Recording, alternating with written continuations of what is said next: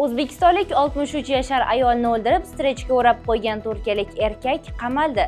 Turkiyada O'zbekiston fuqarosi bo'lgan 63 yoshli ayolning o'limi bilan bog'liq jinoyat ishi bo'yicha sud hukmi e'lon qilindi.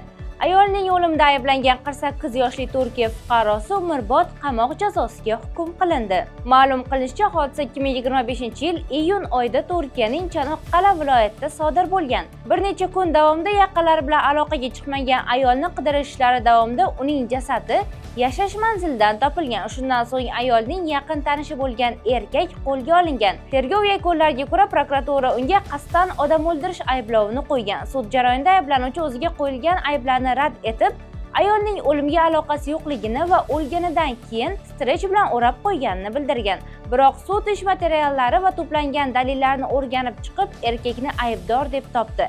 Natijada unga nisbatan eng og'ir jazolardan biri umrbod ozodlikdan mahrum qilish jazosi tayinlandi. Eng so'nggi xabarlar Qisqa News'da.